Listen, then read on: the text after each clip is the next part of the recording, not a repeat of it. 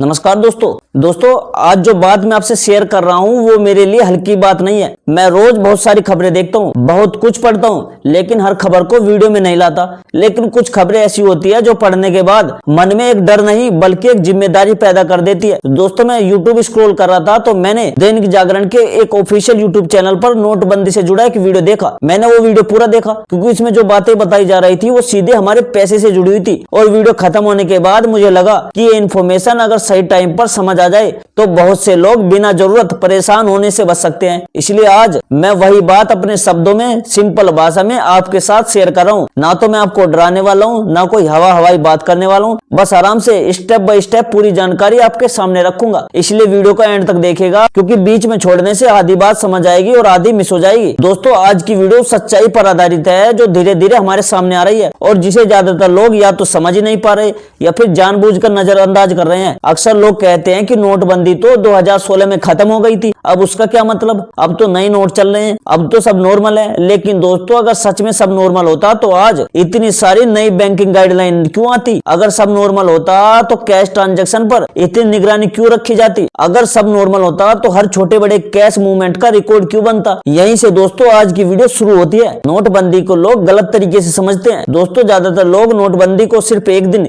एक तारीख और एक घटना मानते हैं। लोगों के दिमाग में नोटबंदी का मतलब सिर्फ इतना है कि पुराने नोट बंद हुए और नए नोट आ गए, लेकिन हकीकत इससे बहुत अलग है। नोटबंदी असल में एक लंबी प्रक्रिया थी, एक ऐसी प्रक्रिया जिसका मकसद सिर्फ नोट बदलना नहीं था बल्कि पैसे के पूरे सिस्टम को बदलना था। 2016 में जो हुआ वह सिर्फ शुरुआत थी, असली बदलाव उसके बाद धीरे धीरे लागू किए गए। 2016 के बाद क्या बदला? दोस्तों 2016 के बाद सरकार और आरबीआई ने एक बात बहुत साफ समझ ली थी, अगर एक ही दिन में सब कुछ बदल गया तो आम आदमी परेशान होता है। इसलिए आगे का काम चुपचाप धीरे धीरे और नियमों के जरिए किया गया। आज 2025 में हालत यह है कि आपके पास पैसा होना कोई दिक्कत नहीं है, लेकिन आपके पास पैसा कैसे आया यह बहुत बड़ी बात बन चुकी है। यही आज की असली नोटबंदी है। आज नोट नहीं आपकी आदतें बदली जा रही है। दोस्तों आज कोई नोट बंद नहीं किया जा रहा, आज आपकी कैश रखने की आदत बदली जा रही है। आज आपको बिना हिसाब किताब वाली फाइनेंशियल लाइफ को सिस्टम में लाया जा रहा है। आज सरकार यह नहीं कह रही कि कैश मत रखो, लेकिन सरकार यह जरूर कह रही है कि कैश रखोगे तो जवाब भी आपको देना पड़ेगा। नए बैंकिंग रूल की असली सच्चाई। अब बात करते हैं दोस्तों 2025 के नए बैंक रूल की जो लागू हो रहे हैं। आज हर बैंक को साफ निर्देश है कि वह हर बड़े कैश ट्रांजैक्शन पर नजर रखे, हर अनयूजुअल एक्टिविटी को रिकॉर्ड करे, हर ऐसे अकाउंट को फ्लैग करे जहां इनकम और ट्रांजैक्शन का तालमेल न बैठे। यह कोई एक्स्ट्रा काम नहीं है, यह सब ऑटोमेटिक सिस्टम से होता है,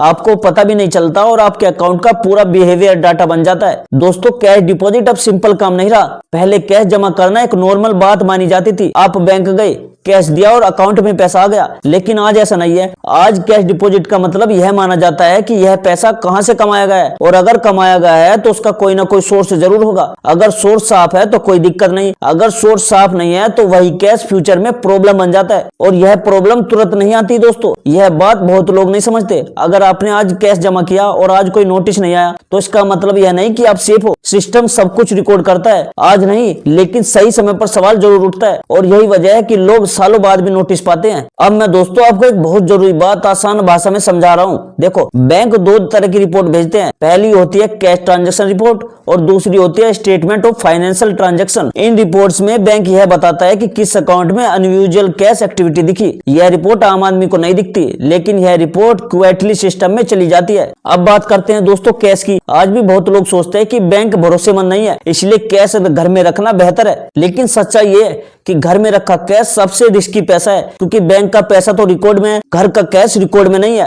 और जब सवाल आता है तो रिकॉर्ड वाला पैसा सेफ रहता है। अब बात करते हैं साइलेंट डीमोनेटाइजेशन की। दोस्तों आज जो हो रहा है उसे एक्सपर्ट साइलेंट डीमोनेटाइजेशन कहते हैं। इसका मतलब यह है कि कैश को धीरे धीरे सिस्टम के बाहर किया जा रहा है। आज कैश इलीगल नहीं, लेकिन कैश को इनकन्वेंशन बनाया जा रहा है। डिजिटल पेमेंट को इतना पुश क्यों किया जा रहा है? दोस्तों डिजिटल पेमेंट का मकसद सुविधा से ज्यादा ट्रांसपेरेंसी है। जब पैसा डिजिटल चलता है तो उसका रिकॉर्ड बनता है, और जब रिकॉर्ड बनता है तो सिस्टम को क्लियरिटी मिलती है। इसी क्लियरिटी की वजह से सरकार टैक्स लीकेज रोक पाती है। अब बात करते हैं स्मॉल ट्रेडर्स और बिजनेस वालों के लिए। छोटा बिजनेस करना कोई गुनाह नहीं है, कैश में काम करना भी गुनाह नहीं है, लेकिन बिना हिसाब के कैश अब सेफ नहीं है। आज मिनिमम रिकॉर्ड रखना भी बहुत बड़ी सेफ्टी है। फ्यूचर में और क्या क्या बदल सकता है? आने वाले समय में दोस्तों कैश पर और ज्यादा नजर रखी जाएगी, ऑटोमेटिक सिस्टम और मजबूत होंगे, ह्यूमन इंटरफेस कम होता जाएगा। इसका मतलब यह है कि गलत काम छुपाना और मुश्किल होगा। दोस्तों समझदार इंसान वही होता है जो समय के साथ खुद को अपडेट करता है, वह कैश और बैंक के बीच बैलेंस बनाता है, वह पैनिक में कोई फैसला नहीं लेता, वह अफवाहों पर भरोसा भी नहीं करता। दोस्तों कैश रखने में सबसे बड़ी गलती क्या है? देखो दोस्तों,